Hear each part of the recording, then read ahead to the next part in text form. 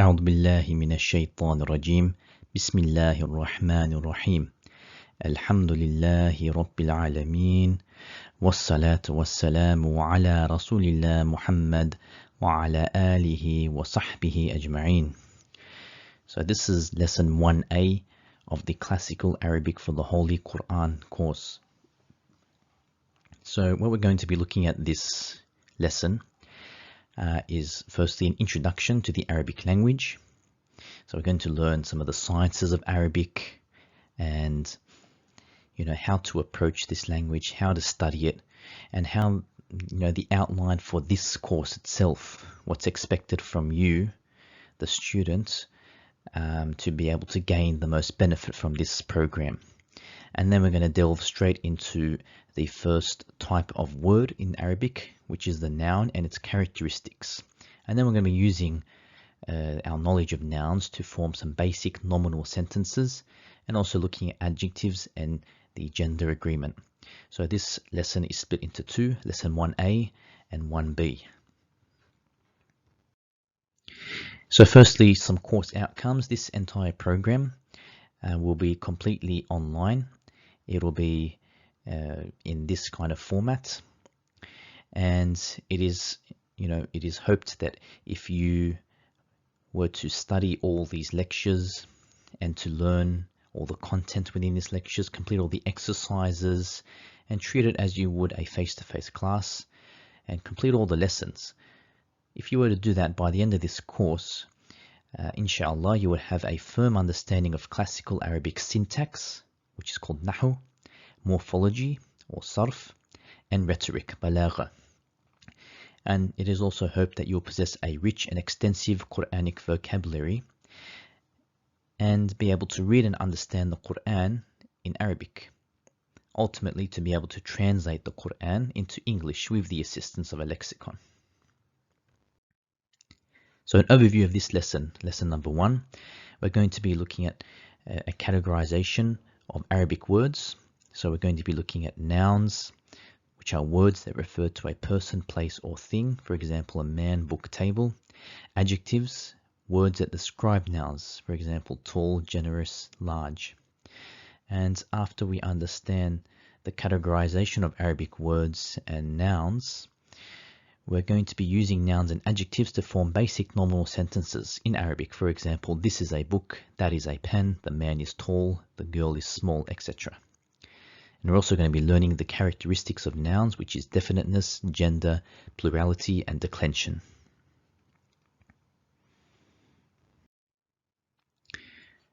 So first of all, the Arabic language is a sacred language for the very reason that the Holy Qur'an has been revealed to us in Arabic. Allah Ta'ala says in the Qur'an, إِنَّا أَنزَلْنَاهُ قُرْآنًا عَرَبِيًّا لَعَلَّكُمْ تَعْقِلُونَ. Indeed, we have sent it down as an Arabic Qur'an that you might understand. So having said that, this course will focus primarily on how to read and understand the Qur'an in its original Arabic. Our focus here is to be able to read the Qur'an, to be able to understand it in the Arabic language, to be able to translate it, and to be able to understand the grammatical concepts that are occurring within those verses in the original language. First of all, classical Arabic. So we need to make a differentiation here that there are different types of Arabic. There's the spoken Arabic that you'll see in the regional dialects of different Arab countries. And then there's the modern standard Arabic, which you'll see in more formal mediums in Arab countries of this time. And then there is classical Arabic, which is the Arabic that is used in the Quran, as well as other classical texts in that time or beforehand as well, in the poetry, as well as the first couple of hundred years after the revelation of the Quran. These Arabic texts use classical Arabic. Now, the reason there is this differentiation is because there are certain grammatical differences as well as vocabulary differences in the two. In fact, there are quite vast differences. And this course is going to focus on classical Arabic. So we wouldn't assume here that we're going to be able to study these lectures and then be able to speak in an Arabic dialect that is used in a country today. That's not going to be an outcome from this course. The course here is purely to understand classical Arabic, grammar, its vocabulary, its sciences, its morphology, which is not a language that is generally spoken today in Arab countries. So classical Arabic is made up of 12 sciences.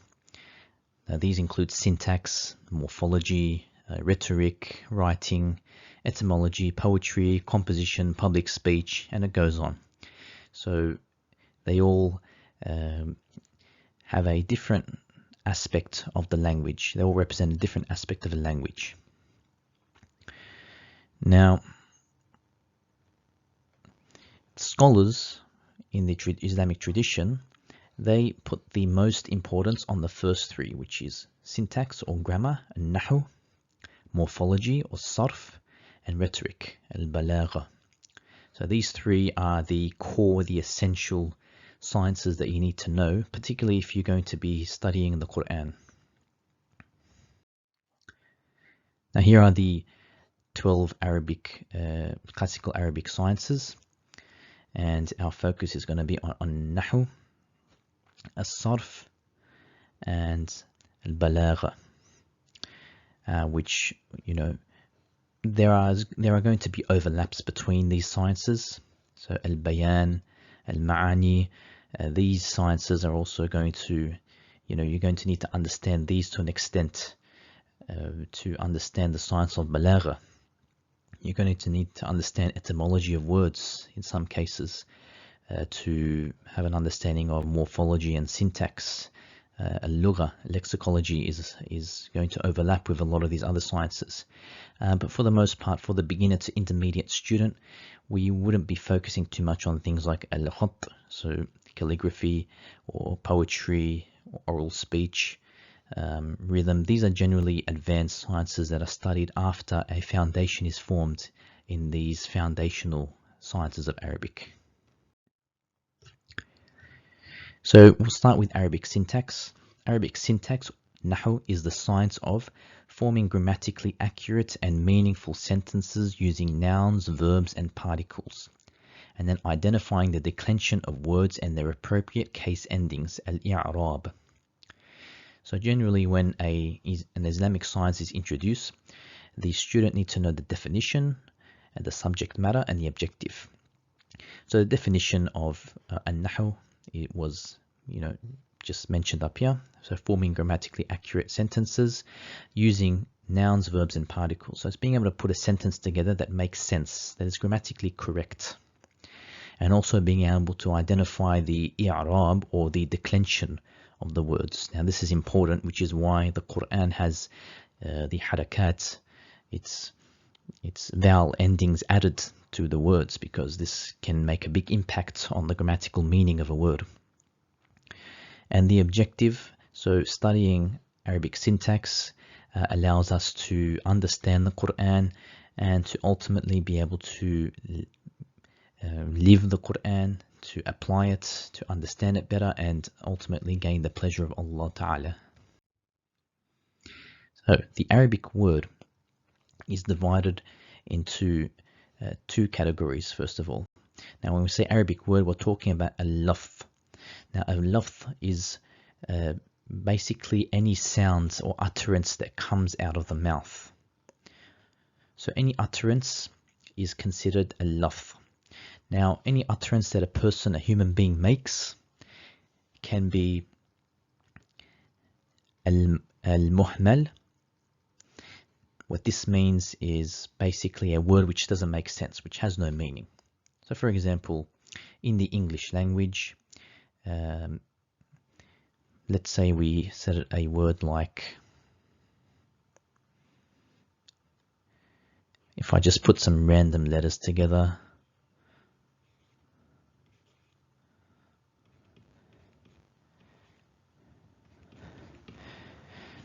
some random word like this.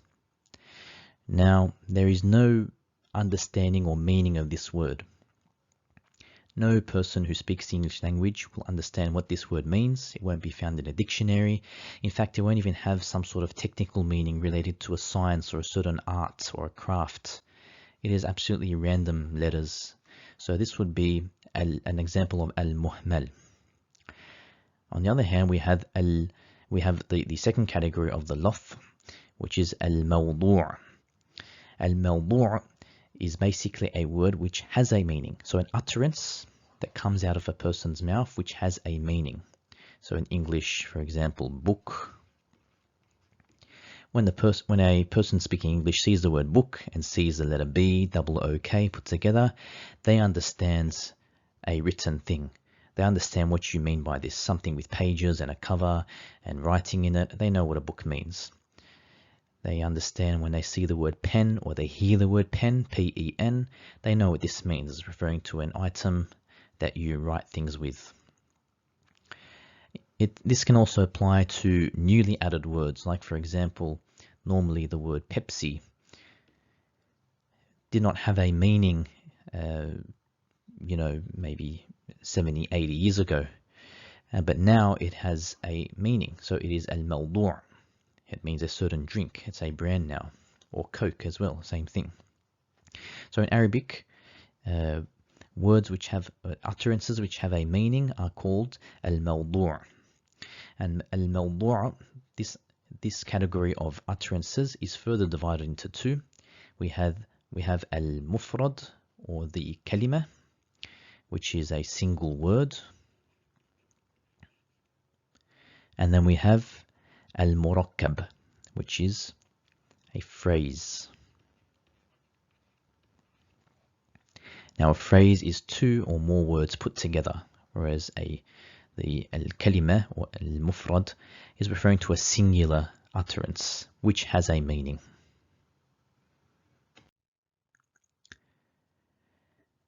Now the Arabic word, all meaningful Arabic words, so al-mawdu' words, are categorized into one of the following three categories. So a meaningful word in Arabic can be an ism, a fi'l, or a harf. No more. It needs to fall into one of these three categories. Now, the focus of this lesson is going to be on the ism category.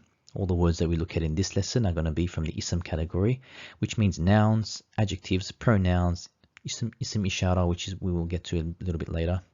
Now, generally people translate the word ism as nouns, but in English, nouns refer to a specific kind of ism, whereas in Arabic, ism refers to other things. Like nouns and adjectives are separate categories, so to speak, in English, whereas they fall under the same category in the Arabic language, under the ism.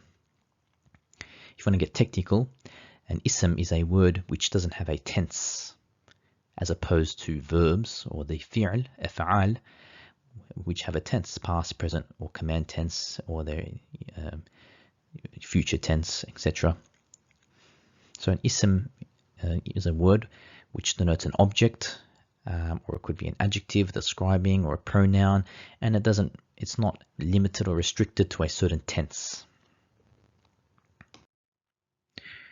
So we said al-kalima was the category of al-mawdu', a meaningful utterance, but a single word. So al-kalima is a single word, which was different to the al-murakkab, which is a phrase, two or more words together, functioning as a single unit. Now, kalima refers to al-ism, the nouns, al-sifa, which were adjectives, the Arabic word for adjectives, describing words, and ismul ishara, which we'll get to shortly. And then there was al-fi'l, the verbs, words which have a tense, and al-harf, particles, words which add meaning to sentences, and they can't function by themselves. They need to be within a sentence to give meaning. Now, first of all, in regards to the ism, words need to be masculine or feminine. So this is a characteristic that is only found in the ism category. So an ism is a person, place, adjective, or thing. It is not associated with a tense, past, present, or future. Every ism has a gender or jins. Masculine words in Arabic, or masculine asma, isms, are called mudhakkar. Feminine words or feminine asma, the plural of ism, are called mu'annath. So these are important terms to know. Now you won't see these terminology used in the verbs or harf category. Indefinite nouns. So let's look at this word here, kitab or kitabun. So normally when we read the Quran, when we come to the end of a word, we put a sukun, we make the last letter sakin, but because we're talking about Arabic grammar here, and the case ending, the declension of the Arabic word is very important in Nahw, we'll be pronouncing the complete word with its harakah. So kitabun. The tanween gives the word indefiniteness, i.e. a book. So kitabun means a book. Now how do we know it was a book and not the book? Because of the tanween here. Whenever you see a tanween on an ism, we know that it's referring to an indefinite word, a book. Doesn't mean a particular book, it could be any book. So kitabun is an indefinite noun. It ends with a tanween dhamma. But it could have ended with a tanween fatha or a tanween kasra. It would have still been indefinite. What determines whether it ends with a tanween dhamma or a tanween kasra or a tanween fatha is a important grammatical thing that we'll look at. Words take on different vowel endings to reflect the grammatical role they play in a sentence. So depending on the role of this word in a particular sentence, it will take a different case ending.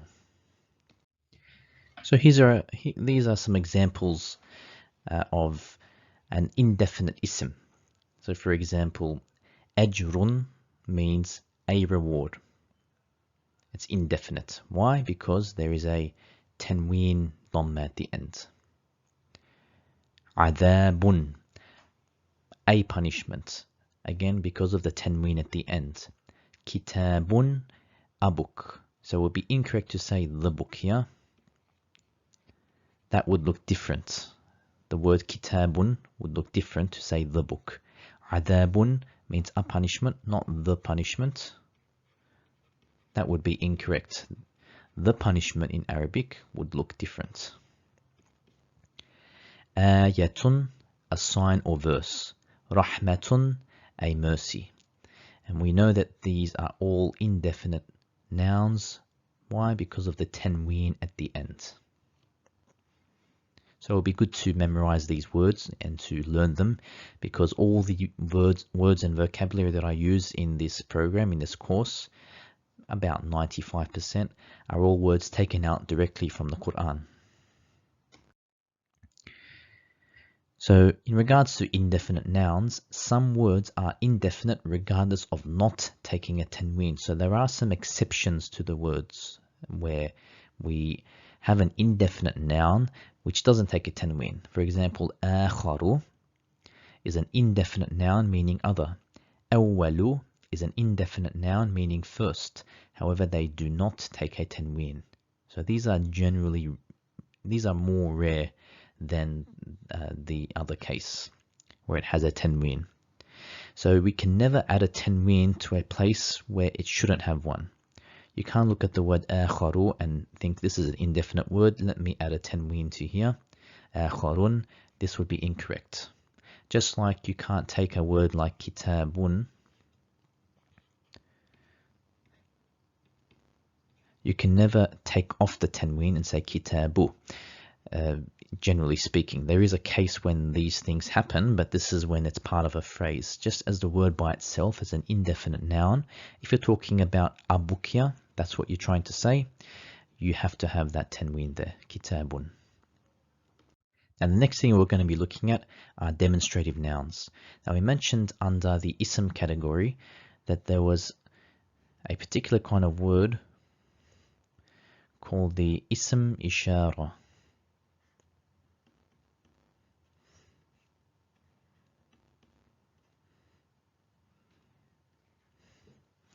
Ism ishara are demonstrative nouns. So two examples of demonstrative nouns are hadha, which means this, and the word hadha is used for masculine words only. Dhalika means that and is used again only for masculine words, masculine ism words. These two words fall under the category of ism ishara, and there are two types, qarib or near, and ba'id, far. So هذا is under the ism ishara category of qarib, meaning close. When you say هذا something, this is something, you're referring to something generally that's close to you. That's why someone will use the word this.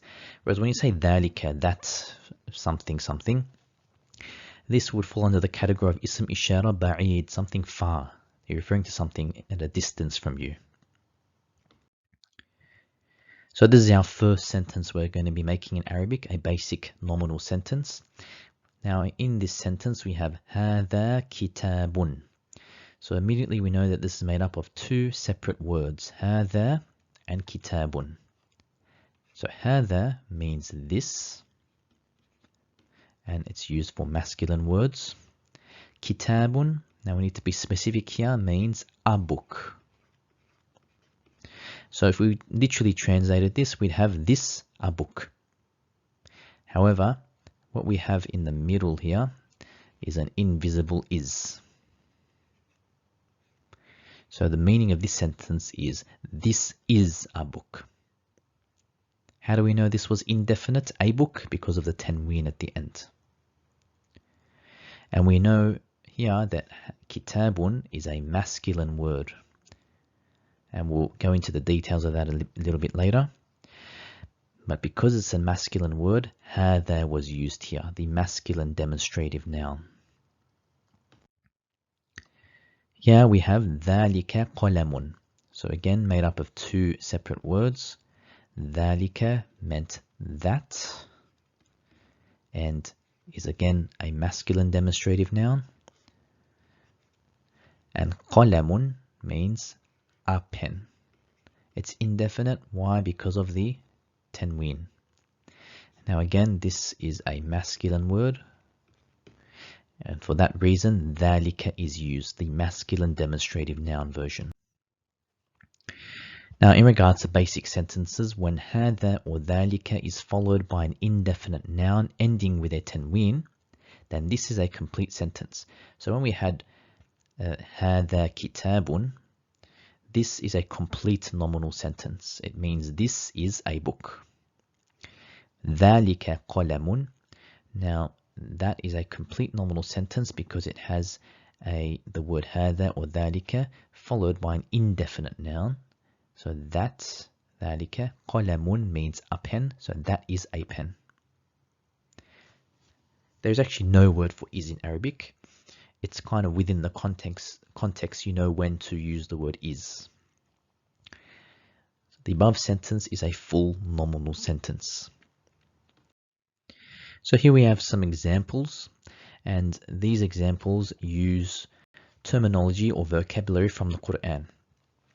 So we have here هذا بلد. هذا meaning this, masculine version, referring to a land, بلد. Why a land? Why indefinite? Because of the tanween dhamma at the end. This is a land. هذا قرآن. هذا means this. قرآن means a recitation. So this is a recitation. We know here that baladun and Qur'anun are masculine words, which is why هذا was the demonstrative noun chosen in this particular case. And I'll explain shortly how to determine whether a word is masculine or feminine, because that information will determine what kind of demonstrative noun you would use when constructing a sentence like this. ذلك means that, the masculine version for that. قوم. قوم means a tribe. Indefinite. Could be any tribe, nothing in particular. An indefinite noun. ذلك قوم, that is a tribe. ذلك, that. نصراني, a Christian.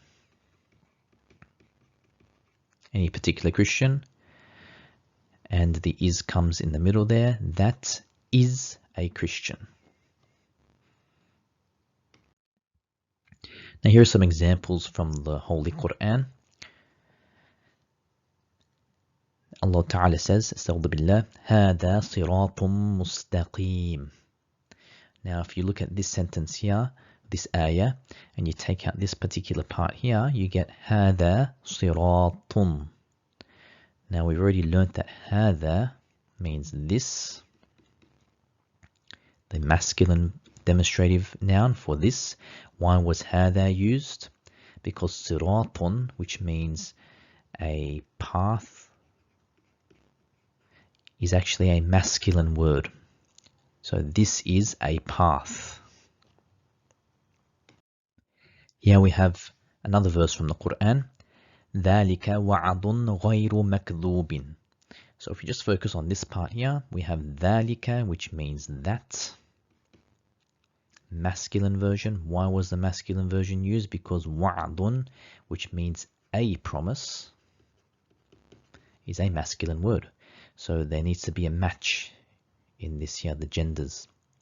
How do we know that this was a promise? Because it has a tanween dhamma at the end. It is an indefinite noun. So we can say here indefinite due to the tanween. Masculine, a masculine ism.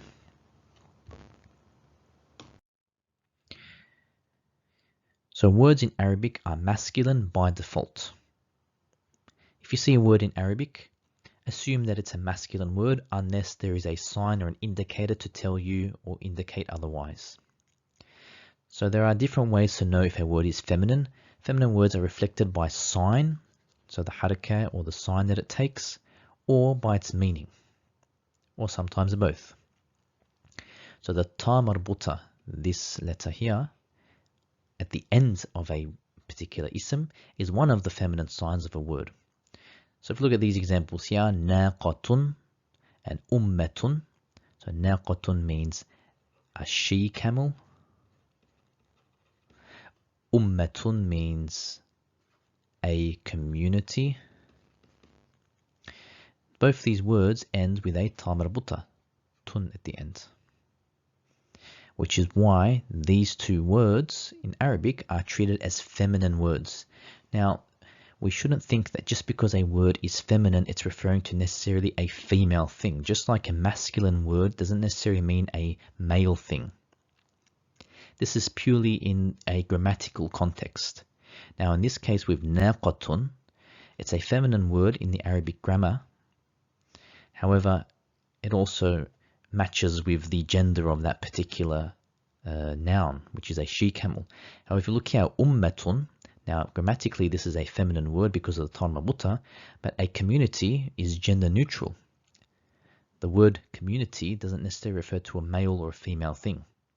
So we shouldn't just look at this in terms of male, female, masculine and feminine, grammatically speaking. And then there are also words which may have no feminine sign but are still feminine by meaning. So for example, girl. Now the word for girl in Arabic is bintun.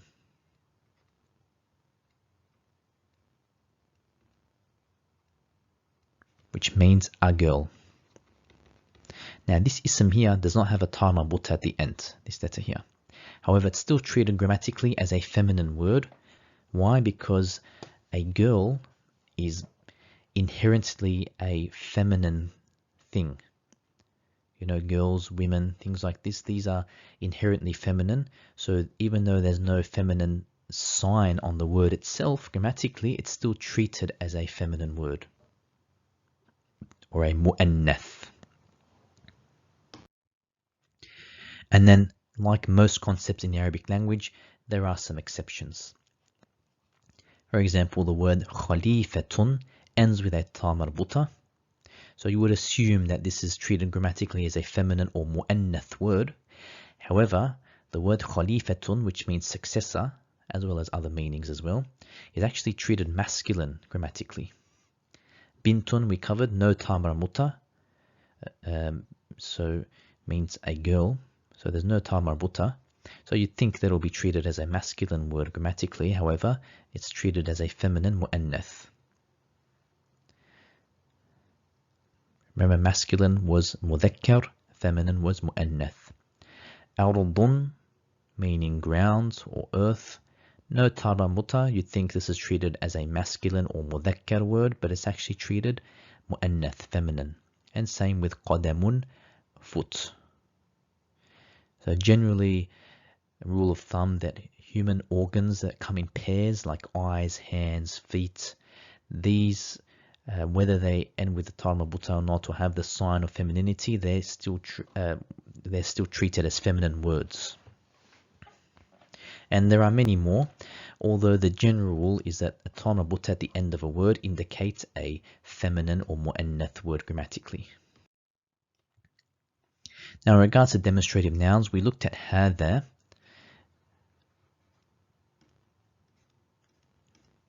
which meant this and is used for masculine words. And we also looked at dhalika, which means that and is used again for masculine words. These are demonstrative nouns, or ismu isharatin. Now, the feminine versions of these two words are here. Hadihi. So hadihi means this and is used for feminine words. Tilka means that and is used for feminine words.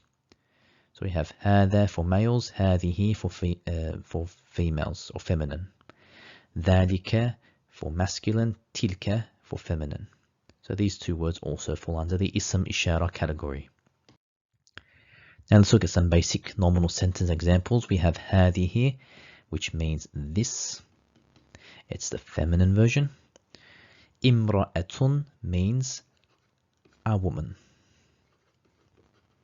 Why a woman? Why indefinite? Because of the tanween at the end. Now this is a feminine word grammatically. How do we know? Because there's a tar marbuta at the end. And because it's a feminine word, we use hadihi to mean this is a woman. It would be grammatically incorrect to say hadha imra'atun, because hadha is used for masculine words. So this would be incorrect to use in this context here. Another example, tilka sa'atun. So tilka means that and is the demonstrative noun used for feminine words, and sa'atun means a watch. So a indefinite because of the tanween. It's a feminine word because of the tar marbuta, which is why tilka is used instead of dhalika, which means that is a watch. That is a watch. In fact, full stop there, because that is actually a full nominal sentence. In other words, a person who hears this sentence is not waiting for more information. It's complete. They have a subject and a predicate. So they know exactly, there's no more information needed in this case. That is a watch, full stop. You can end it there.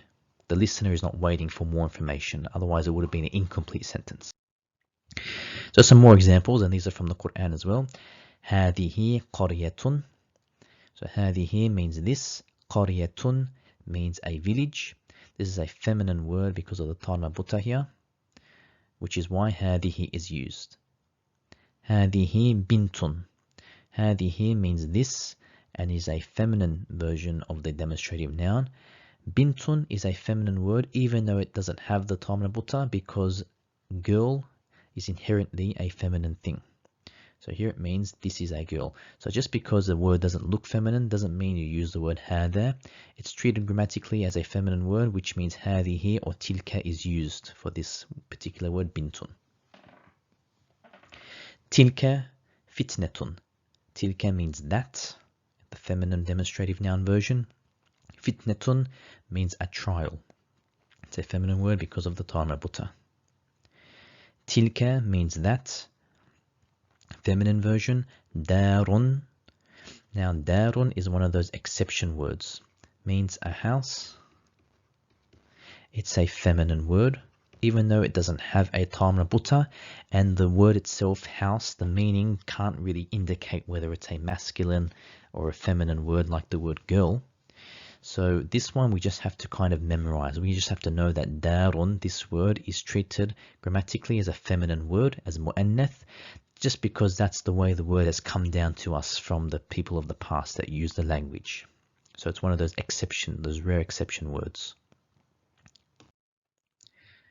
Now here's an exercise for you to try. So in terms of the exercises that I give during the lectures, what you need to do is pause the lecture, write down these sentences or these words, the exercises that I give into an exercise book, and then try to answer those questions. After you finish that, unpause the video, in which case I will start going through the answers and you can cross-check to see if you've got the answers correct. So in this exercise, we need to translate the following words or following sentences. We have هذا باب, هذا بيت, ذلك كتاب, ذلك مفتاح, هذه بنت, هذه ساعة, تلك قصة, تلك امرأة. So this will be the point where you pause your video. Now, we'll go through the answers of these. We need to keep in mind that demonstrative nouns are used here, and we need to keep in mind which ones in terms of masculine or feminine are used in each case. Now, we also need to understand that in each of these examples, we have a full nominal sentence. Why is that? Because we have a demonstrative noun followed by an indefinite noun. How do we know that these second words were indefinite? Because they ended with a tanween. So هذا باب. هذا means this. باب means a door. So this would translate as this is a door. هذا بيت. Now بيت means a house. So this sentence means this is a house. ذلك كتاب. كتاب means a book. So this sentence translates as that is a book. ذلك مفتاح. مفتاح means a key. So this translates as that is a key. هذه. Now these were all مذكر, masculine. This side here are all feminine. Why? Because we have هذه or تلك, and these are all feminine indefinite nouns. هذه means this. بنت means a girl. So this translates as this is a girl. هذه ساعة means this is a watch. تلك قصة means that is a story. قصة means a story. And don't mix up the tilka and the هذه or the هذا here. تلك امرأة means that is a woman. امرأة means a woman. Some more examples from the Holy Qur'an. We have قال هذه ناقة. Now zooming up on this part here, we have هذه ناقة. So the demonstrative noun هذه, which means this, is used, and this is the feminine version. Why? Because ناقة is a feminine word, which means she camel, the female camel. It's indefinite because it has a tanween. It's feminine because of the ta marbuta. So this would mean this is a she camel. قال means he said. هذه ناقة. He said this is a she camel. And the ayah goes on. Another example. تلك أمة قد خلت. So here we have tilka ummatun. Tilka means that. It's the feminine version. Why? Because ummatun, which means a community, it's an indefinite noun. it's a feminine word because of the Tarmabuta, which is why tilka was used. So this would mean that is a community. So in regards to masculine and feminine words, this table kind of sums it up. We have masculine demonstrative nouns, هذا and ذلك, this, that. Feminine, we have هذه and tilka. So we should know that the ism ishara has both masculine and feminine forms.